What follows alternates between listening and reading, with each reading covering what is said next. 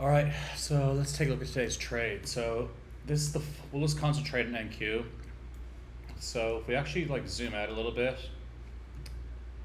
as you can see here, we've been in what is like a wedge here. See all these resting highs here, all these resting lows below. I know it gets a little bit messy here, but even if we concentrate on this diagonal line here, 1, 2, 3 makes it a real trend line. So I was interested to see what happens when we get up here for mitigate this 4-hour fair value gap and also hit this this trend line, because it's a high probability zone where we could see continuation of what is already an established downtrend. Even though we did take out sell side liquidity here, especially being a Monday, I thought we actually still have a gap at NQ down here too.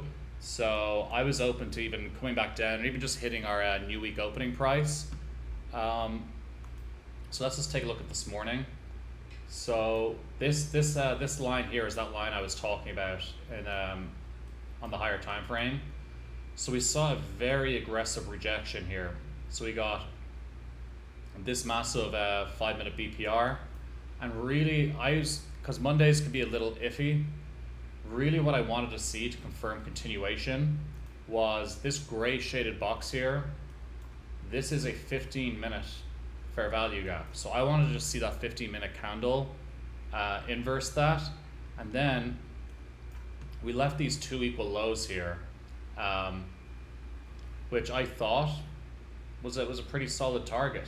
But and I gave my stop what I thought was enough breathing room. So let's just take a look at what happened here.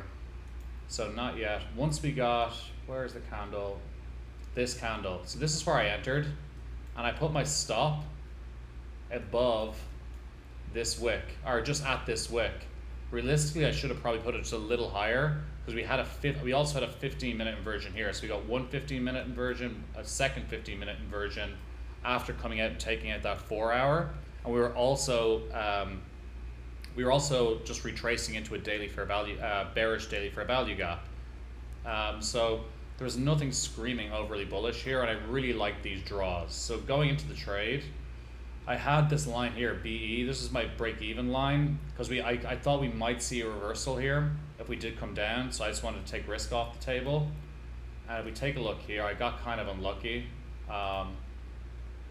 Basically, price came right back up. When I say to the wick,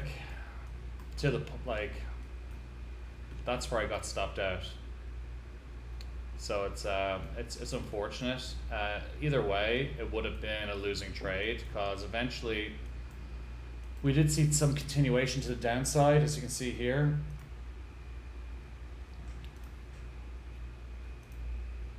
But right here we started to see a reversal. So it never even got to my BE point.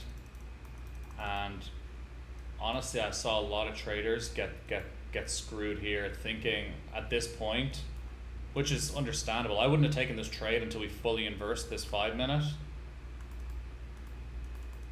And there we go, we're rolling all the way back over again. So again, if I was gonna sum this up, like let me get rid of this, clean this up a little. But let's just look. Might be easier if I get rid of these drawings. Yeah, so if we see here, we have Asia, London, and even London, it's a really nice dispersal of price action. And then we look at New York AM, and it's just right back inside the range. Like there's really, like looking at today, was the day I could have stayed at a price? Yes, but like I'm not totally mad about the trade. Like it did have merit, like there was reasoning behind it. It's just one thing has been super consistent over the last 2 weeks, and that's that New York AM just has not been delivering. Like let's take a look. Like typically we see, like look at this. There's Asia. That is just beautiful, beautiful price action. Look at New York AM. Gross. Like that is untradeable. There's no expansion. And typically what we would typically see in New York, which has been the way forever, is you typically see 2 to 3 times the volatility in New York than you will in Asia or London. We just have not been seeing that of recent. There again, a beautiful Asia session, horrid New York. Horrid New York, beautiful Asia. Horrid New York, not much in Asia. Horrid New York. Great Asia, terrible New York. There's no follow through, it's a V shape. It's just another great Asia, horrible New York. Another directional Asia, horrible New York. There's a decent, this is kind of what you want to see in New York, is just directional expansion. But yeah, it's just been, I'm not the only one. A lot of traders have been finding it quite hard to navigate this price action, and realistically, if we take a look, it's just, like, it's not hard to see why. Like, this is the daily time frame, and right now, where we're here, so this is July 26th, and we're still trading in the same range we've been trading in since the start of May. We have just done nothing. We're just sideways, sideways, sideways. The range has gotten tighter and tighter and tighter. We did see right here, I am a little bit more optimistic about price action over the coming weeks, given we have somewhat broken out of this range. Really what we need to see now is a confirmation. Honestly, we do have some resting lows down here. Either I wanted to see us expand to the downside, but given that overall this is very bullish structure.